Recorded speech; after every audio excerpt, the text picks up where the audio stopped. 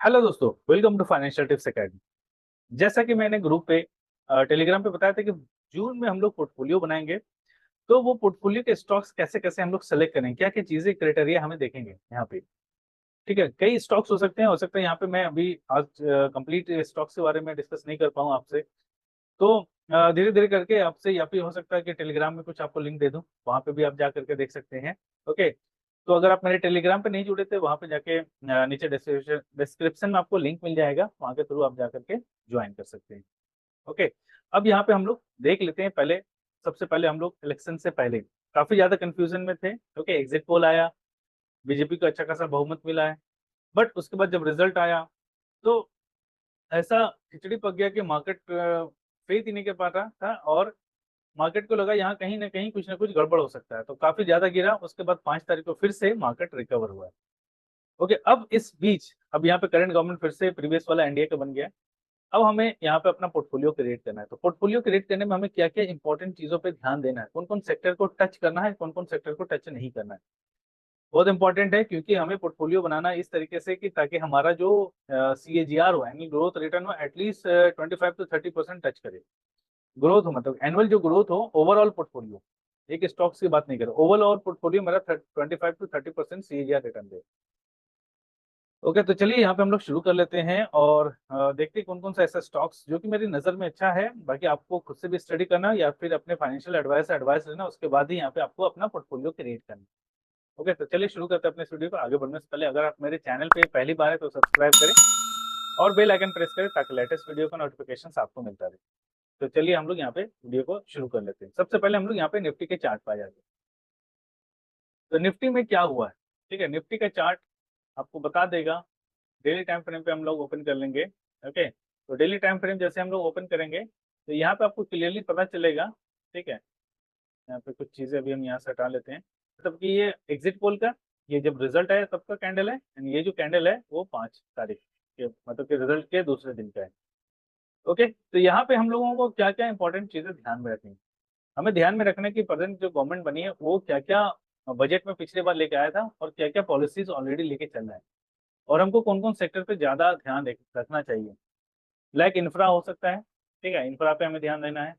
Railway से related जो भी स्टॉक्स है उस पर ध्यान रखना है। पावर सेक्टर पे ध्यान रखना है। ठीक है, एंड और भी कुछ ऐसे स्टॉक्स हैं जो कि अदर अदर सेक्टर, जो FMCG के भी ले सकते हैं हम लोग, है ना, FMCG के स्टॉक्स हो सकते हैं, वाइट गुड्स के भी हो सकते हैं। तो वैसे सेक्टर को हम लोग टच करेंगे आज। IT सेक्टर भी टच कर सकते हैं आप, उसमें demand zone and supply zone देख लेंगे। ओके, तो यहाँ पे पहले सबसे पहले हम लोग PSUs में जाते हैं। PSUs में कौन कौन से स्टॉक्स को अभी आपको रडार में पे रखना है और कैसे सेलेक्ट करेंगे, क्या क्या चीजें आपको देखनी है वहाँ पे। ठीक है, फॉर एग्जाम्पल जैसे मान लिया हम लोग BEML का हम लोग चार्ट ओपन करते हैं। ठीक है, रेल कोचेज यही बनाती है। तो BEML जो है, जिसका चार्ट अगर आप ओपन करेंगे तो सेम चीज है यहाँ पे, है ना, एग्जिट पोल, देन इलेक्शन का जो रिजल्ट है 4 जून का, फिर देन ये 5 का। अब इसके कुछ इंपॉर्टेंट चीजें हैं, जैसे वीकली टाइम फ्रेम पे हम लोग देखेंगे तो ये 20 SMA जिसको लाइन ऑफ ग्रेविटी भी हम लोग बोलते हैं, यहाँ पे ये अपने ये जो है ना प्राइस को अपनी ओर अट्रैक्ट करता है और ये सपोर्ट की तरह वर्क करेगा, क्योंकि प्राइस इसके ऊपर है तो अभी ये सपोर्ट की तरह वर्क करेगा। क्या हुआ, यहाँ टच किया फिर दिन ऊपर आया। तो इस पे हम लोग ध्यान रखेंगे। BEML पे पहला स्टॉक्स हो गया जो कि PSUs में भी हो गया, और इसका अगर हम लोग यहाँ पे स्क्रीन में जाकर फंडामेंटल चेक करेंगे तो अगर आप यहाँ पे देख लें, इसमें BEML को फंडामेंटल अगर आप चेक करेंगे तो क्वार्टर रिजल्ट पे पहले हम लोग चलेंगे। क्वार्टर रिजल्ट पे रेवेन्यू देखेंगे अच्छा खासा इंक्रीज किया है, एंड लास्ट ईयर मार्च से भी इंक्रीज है। ओके, 1388 था, 1514 है, एंड लास्ट क्वार्टर से लगभग 50% अब इसका रेवेन्यू इंक्रीज हुआ है। नेट प्रॉफिट की बात करेंगे 287 था, तो नेट प्रॉफिट पे यहाँ 370 है, एंड लास्ट क्वार्टर के से कंपैरिजन करें तो यहाँ पे अच्छा खासा यहाँ पे रेवेन्यू इसका इंक्रीज किया है। ओके, तो ईयर ऑन ईयर अगर हम देखेंगे तो ईयर ऑन ईयर भी इसका रेवेन्यू लगातार इंक्रीज किया है पिछले ईयर से। एंड नेट प्रॉफिट की बात करेंगे तो नेट प्रॉफिट हो गया यहाँ पे आपका, नेट प्रॉफिट 282 हो गया, एंड लास्ट ईयर 158 था, एंड उससे पहले 129 था, एंड उससे पहले 69 था, है ना, हर एक चीज करोड़ में यहाँ पे। ओके, इन्वेस्टर में चले जाते हैं तो इन्वेस्टर में देखेंगे यहाँ पे FII ने अपनी होल्डिंग को इंक्रीज किया है, एंड DII ने थोड़ा डिक्रीज किया है, एंड रिटेलर ने थोड़ा इंक्रीज किया। तो रिटेल पार्टिसिपेशन यहाँ पे 18.28 ही है, और उसमें तो स्मार्ट इन्वेस्टर भी करंट में रिसेंट में इंक्रीज किया हो तो अलग बात है, बट इसका चार्ट भी हमें अच्छा लग रहा है, क्वार्टर रिजल्ट भी अच्छा है। ठीक है, तो BEML को आपको नजर में रखना है, पहला स्टॉक ये हो गया। ठीक है, तो BEML को आप यहाँ पे इसके चार्ट पे देखेंगे, सपोर्ट यही है, इसी के आसपास आपको एंट्री बनाना है। यहाँ से यहाँ तक जो रेंज ये बनाया है, ठीक है ना, एक एक यहाँ पे लाइन ड्रॉ कर लेंगे, दूसरा लाइन यहाँ ड्रॉ कर लेंगे, इन दोनों के बीच आपको जब भी मिलेगा यहाँ पे आपको अपने पोर्टफोलियो में ऐड करना है। फॉर एग्जाम्पल यहाँ पे मैं आपको दिखा देता हूँ लाइन ड्रॉ करके, एक तो 20 SMA के आसपास, जो 20 SMA है वहाँ पे, ठीक है ना, जहाँ पे ये टच किया है इसके आसपास प्राइस आ जाए, या ये जो इसका हाई है यहाँ पे जो पैंट को जो टच किया इसके आसपास, ये एक रेंज है, इस रेंज में आपको मिलेगा, तो यहाँ के आसपास ही आपको ऐड कर। ओके, तो पहला स्टॉक हो गया BEML।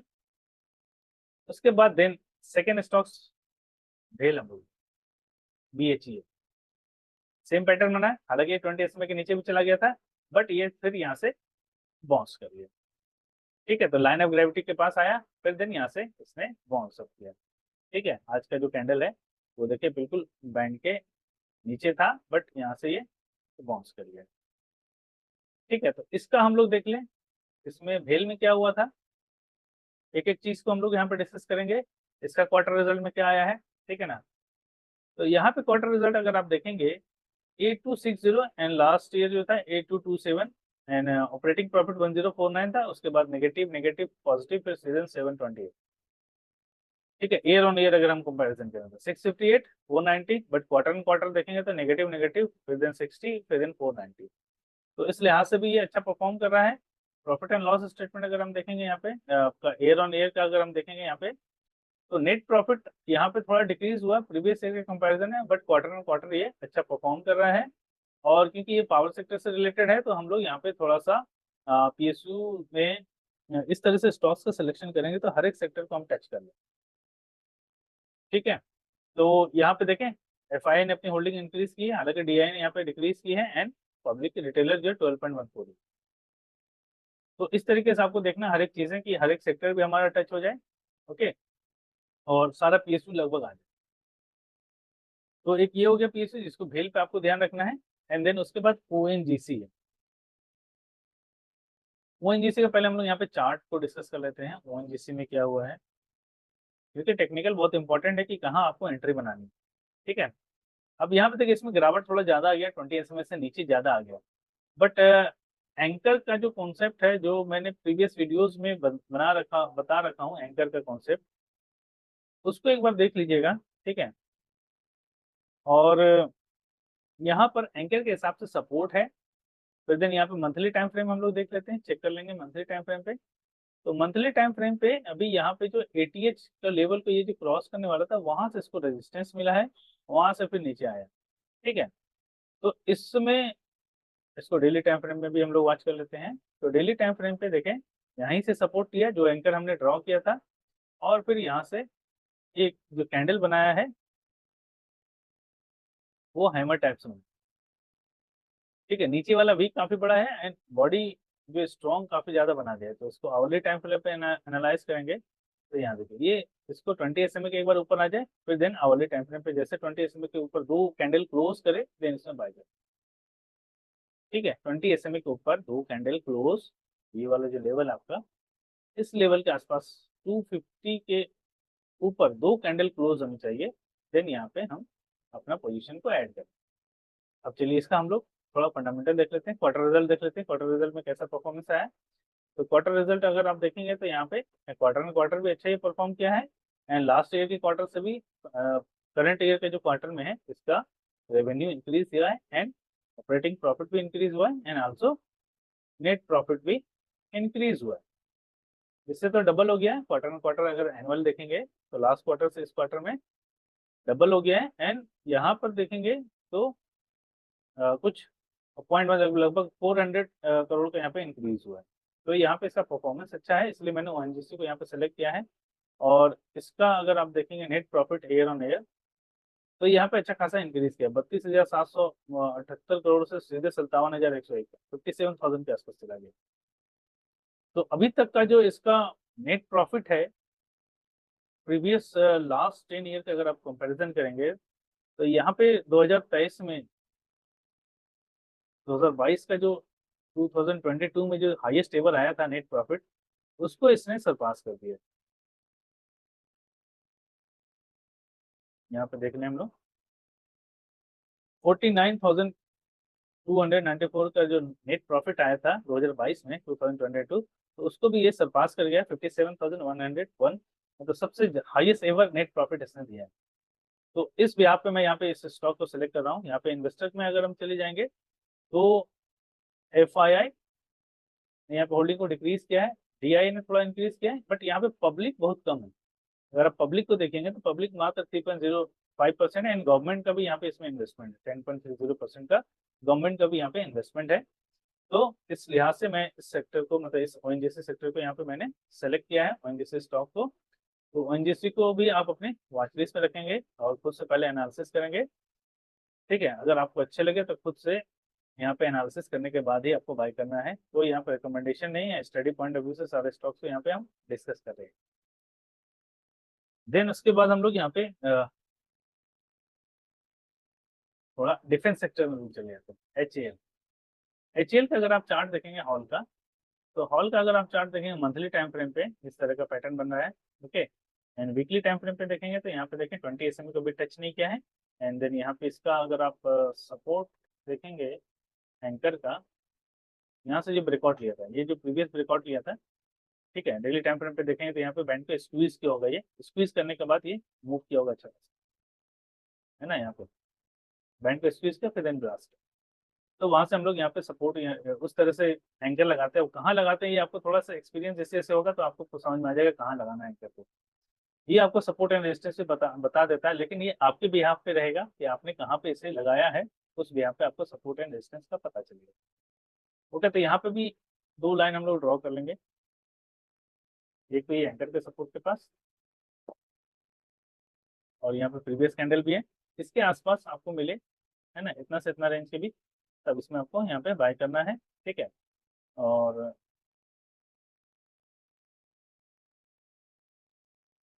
अब इसका थोड़ा देख लेते हैं क्वार्टर रिजल्ट कैसा है HAL का और हिंदुस्तान एरोनॉटिक्स लिमिटेड। तो इसका आप अगर आप देखेंगे क्वार्टर रिजल्ट, तो प्रीवियस जितना भी क्वार्टर था उससे हाईएस्ट एवर अभी तक आया हुआ है। ठीक है ना, मार्च 2024 का प्रीवियस ईयर 12,495 करोड़ का था, अभी करंट में 14,759 करोड़ का। एंड क्वार्टर देखेंगे, दिसंबर क्वार्टर से यहाँ पे डबल से भी ज्यादा आया है, एंड सितंबर क्वार्टर से भी डबल से ज्यादा है। जून में 3915 था, तो अभी 14,769 करोड़ का है। नेट प्रॉफिट की बात करेंगे तो यहाँ पे नेट प्रॉफिट देखें 4292, एंड प्रीवियस ईयर जो था 2841, तो उसके कंपैरिजन में नेट प्रॉफिट काफी अच्छा इसने पोस्ट किया है क्वार्टर रिजल्ट का। फिर देन सिमिलरली आप year on yearly profit and loss statement देखेंगे तो यहाँ पे भी आप देखें जो रेवेन्यू है वो लगातार इंक्रीज कर रहा है, सेल्स लगातार इसका इंक्रीज कर रहा है, and operating profit is also increasing, and net profit is also increasing. ठीक है, इन्वेस्टर में चले जाएंगे तो फिर यहाँ पे आपको देखने को मिलेगा कि FI ने थोड़ा अपनी होल्डिंग डिक्रीज किया, बट DI ने होल्डिंग अपनी इंक्रीज की, बट यहाँ पे पब्लिक बहुत कम है, रिटेल पब्लिक बहुत कम है। ठीक है, इसमें देख लेते हैं कोई स्मार्ट इन्वेस्टर है तो है, अगर होगा तो। हाँ, यहाँ के आसपास अभी residential individual holding nominal shares capital, इनका यहाँ पे भी होल्डिंग है, तो उस लिहाज से देखें रिटेल पब्लिक यहाँ पे बहुत कम है। ठीक है, रिटेलर यहाँ पे बहुत कम है, तो यहाँ पे इस स्टॉक्स में HAL में तो भी अपने वॉच लिस्ट में ऐड कर सकते हैं। ठीक है, और आपको अच्छा लगे तो बाय कर सकते हैं, बट खुद से एनालिसिस भी आपको करना है, या अपने फाइनेंशियल एडवाइस लेना, तभी आपको परचेज करना है। हो गया, एक दो चार स्टॉक्स अभी तक हम लोगों ने डिस्कस कर लिया है। ओके, अब थोड़ा सा PSU को छोड़ के अदर सेक्टर के बारे में हम लोग डिस्कस करते हैं। तो मिस्टर वेक्टर फूड, इसका पहले हम लोग चार्ट ओपन करेंगे। वेक्टर फूड का अगर आप चार्ट ओपन करेंगे तो यहाँ पे देखिए ATH ब्रेकआउट दे दिया है, ऑल टाइम हाई ब्रेकआउट दे दिया है। ये मैंने रेंज बना के रखा था, ठीक है ना, पहले एनालिसिस किया होगा तब लाइन ड्रॉ किया होगा, इसको भी हम हटा दें। ठीक है, तो यहाँ पे देखें ATH को ब्रेकआउट भी कर दिया है, ये ऑल टाइम हाई को ब्रेकआउट कर दिया है। ओके, तो ये इसमें भी अच्छा खासा और मूवमेंट आपको देखने को मिलेगा। ये प्राइस ऑलरेडी काफी ज्यादा चल चुका है, लेकिन अभी भी इसमें बहुत पोटेंशियल है। ठीक है, क्योंकि FMCG सेक्टर से है और ब्रिटानिया जैसा प्रोडक्ट ये रखती है, तो ब्रिटानिया का लगभग टक्कर ये देगा। तो मार्केट कैप में अभी अभी काफी ज्यादा फर्क है इसमें, तो यहाँ पे अगर आप कंपैरिजन करेंगे 8354 करोड़ का भी मार्केट कैप है। ओके, और करंट मार्केट प्राइस अभी इसका देखें 1421 का है, 12% आज प्राइस ऑलरेडी इंक्रीज कर चुका है। तो इसको अभी हम लोग डेली टाइम फ्रेम पे देख लेंगे, है ना। और 20 SMA के पास जब अब रिटेस्ट के लिए आएगा तब दोबारा पकड़ेंगे, क्योंकि हमको यहाँ पे होल्डिंग पीरियड के लिए लेना है 6 to 9 मंथ के लिए। तो इसको हम लोग रिटेस्ट का वेट करेंगे, या तो 9 EMA हाई पे आए या 20 SMA पे आए, तभी इसमें अपना पोजीशन बनाएंगे। ओके, अच्छा, इसका हम लोग क्वार्टर रिजल्ट देख लेते हैं। तो यहाँ पे देखिए क्वार्टर एंड क्वार्टर जो रेवेन्यू है वो ईयरली इंक्रीज किया है, बट लास्ट क्वार्टर से थोड़ा डिक्रीज किया है। But profit and loss statement अगर देखें ईयरली बेसिस पे, तो यहाँ पे रेवेन्यू जो है ईयर ऑन ईयर लगातार इंक्रीज कर रहा है, and also profit, operating profit and net profit लगातार इंक्रीज कर रहा है। तो इसका फंडामेंटल बहुत ही जबरदस्त है, इसमें कोई कमी नहीं फंडामेंटल में।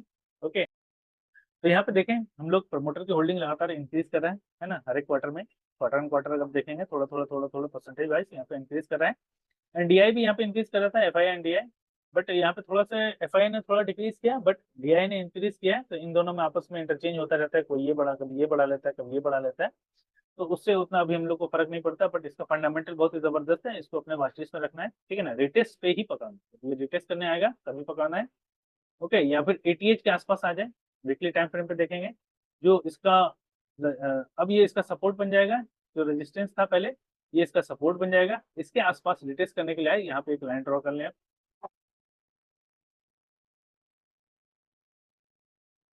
ठीक है। 1322 के लेवल के आसपास जब भी आए तो एक बार इसको कैचअप करेंगे, इन दोनों के बीच का रेंज का उसके आसपास आप देख लीजिए, ठीक है। तो यहाँ के आसपास आए तो फिर इस स्टॉक को पकड़ना है। ओके, तो मिस्टर वेक्टर फूड भी हो गया। इसके बाद हम लोग एक और स्टॉक लेके आए, दैट इज वर्लपूल। वर्लपूल का अगर आप चार्ट देखेंगे तो वीकली टाइम फ्रेम पे यहाँ देखें 20 SMA आया, फिर दिन अच्छा खासा यहाँ पे इसने वीक बना के अच्छा खासा कैंडल, मतलब ये कल के डेट में गिरा था, फिर आज के डेट में अच्छा खासा इंक्रीज किया, ठीक है। करंट लेवल पे भी थोड़ा सा आपको 20 SMA के आसपास आए तो आप ले सकते हैं। ओके, क्यों लेना है, मैं उसका रीजन पर, ये डिमांड जोन में खड़ा है। 20 SMA मंथली टाइम फ्रेम पे अगर आप देखेंगे, यहाँ पे तो पहले मैं एंकर हटा देता हूँ तो आपको यहाँ पे साफ दिखेगा क्लियरली, ये ठीक है। ये अभी डोजी कैंडल बनाया है मंथली टाइम फ्रेम पे, यहाँ इससे पहले इसने ओपन लो बनाया था, यहाँ पे देखिए मंथली टाइम फ्रेम पे ये जो कैंडल बनाया था ये ओपन लो बनाया था, ठीक है ना। और उसके बाद अगला कैंडल ये डोजी बनाया, उसके बाद ये कैंडल देखते हैं इस मंथ के एंड में हम लोग चेक करेंगे कि क्या ये बनाता है। ये जून तो शुरू ही हुआ, ठीक है। तो यहाँ पे देखेंगे इसका अगर यहाँ पे एक हॉरिजॉन्टल लाइन ड्रॉ करें, यहाँ जो सपोर्ट लिया ना, एक ये तो डिमांड जोन हो गया इसका लगभग। यहाँ पे जो रेजिस्टेंस था इसको जो ब्रेक करके ऊपर गया है, यहाँ पे इसका रेजिस्टेंस था, और यही इसका आप सपोर्ट लेवल होगा। तो यहाँ पे एक हॉरिजॉन्टल लाइन ड्रॉ कर देंगे, हालांकि अब हम लोग को वहाँ के आसपास प्राइस मिलेगा नहीं, ठीक है। एक लाइन यहाँ पे ड्रॉ कर दिया, ठीक है। तो इन दोनों के आसपास अब ये, हालांकि यहाँ के आसपास आना नहीं चाहिए मुझे जहाँ तक लगता है, जो प्राइस ऑफ मोमेंट हुआ है और इसमें जिस हिसाब से स्मार्ट इन्वेस्टर लोग जो एंट्री किए हैं, तो मोस्ट प्रोबेबली ये आपको इसके आसपास मिले नहीं। अगर मिल जाए तो अच्छी बात है, ठीक है ना। तो इसका अगर आप, अब चलिए वर्लपूल का यहाँ पे हम लोग स्कैनर डॉट इन पे आ गए। स्कैन डॉट इन पे अगर इसका आप देखेंगे रेवेन्यू क्वार्टर क्वार्टर इंक्रीज हुआ या डिक्रीज हुआ, तो यहाँ पे क्वार्टर क्वार्टर देखेंगे तो यहाँ पे क्वार्टर क्वार्टर इंक्रीज हुआ है। लास्ट क्वार्टर के कंपैरिजन में इसने अच्छा सेल्स दिया है, एंड प्रॉफिट भी इंक्रीज हुआ है। तो नेट प्रॉफिट यहाँ पे ओवरऑल जो है वो यहाँ पे इंक्रीज हुआ है, ठीक है। ईयर ऑन ईयर की बात करें तो लास्ट ईयर से यहाँ पे इंक्रीज हुआ है, लास्ट ईयर के कंपैरिजन करेंगे, ठीक है। एंड यहाँ पे लगभग नेट प्रॉफिट जो है लगभग सेम।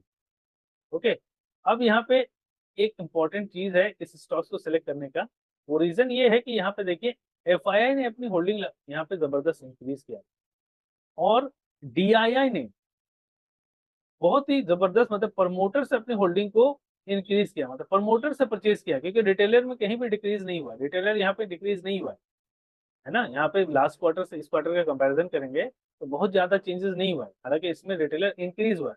बट यहाँ पे देखें DII में कौन कौन आया है, तो यहाँ पे कौन आया भाई, SBI स्मॉल कैप फंड, ये म्यूचुअल फंड वाले आए। DII में कौन आया, 9.72% यहाँ पे होल्डिंग इंक्रीज किया है।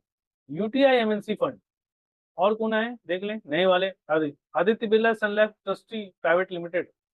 तो ये जो है इनका अपना खुद का प्राइवेट लिमिटेड कंपनी है, वो अपना 1.79 से सीधे 6% कर दिया है।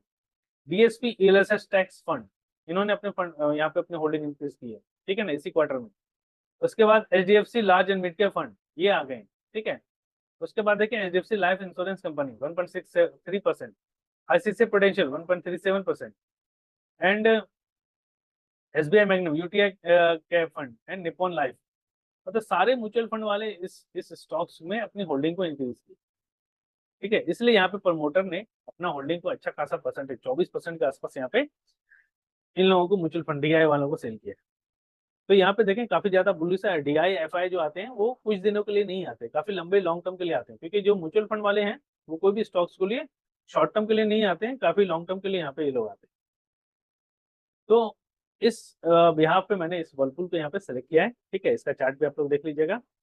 उसके बाद अब आईटी सेक्टर में आ जाते हैं।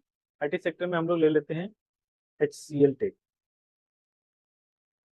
HCL टेक का अगर आप चार्ट देखेंगे तो इसको मंथली टाइम फ्रेम पे हम लोग एनालाइज करते हैं।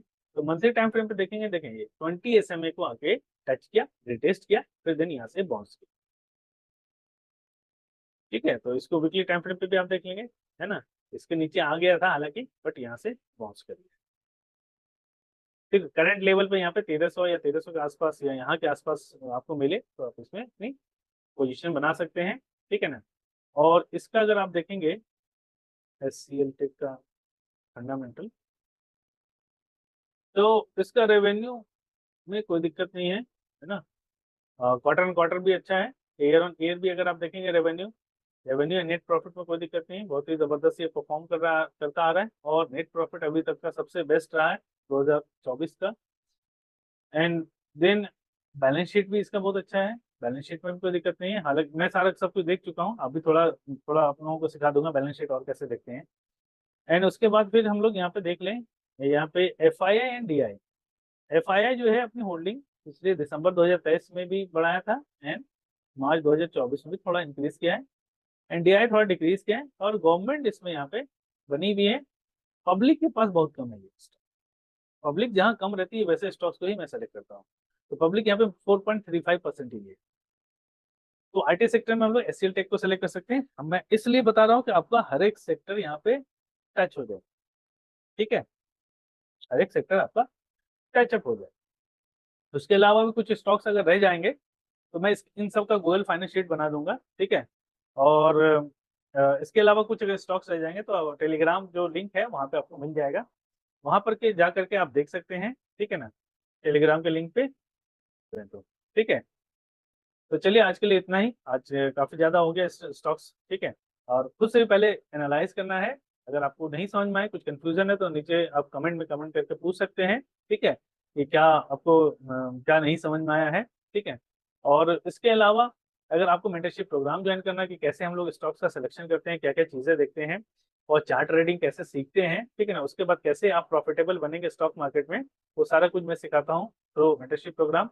तो नीचे डिस्क्रिप्शन में आपको व्हाट्सएप नंबर और मेल आईडी मिल जाएगा, जिसके थ्रू आप डिटेल जान सकते हैं कैसे आप मेंटरशिप प्रोग्राम ज्वाइन कर सकते हैं। ओके, तो चलिए आज के लिए इतना ही, मिलते हैं अपने नेक्स्ट वीडियो में। Thanks for watching financial tips. Video पसंद है तो लाइक करें, सब्सक्राइब करें और ज्यादा से ज्यादा अपने दोस्तों के बीच शेयर करें।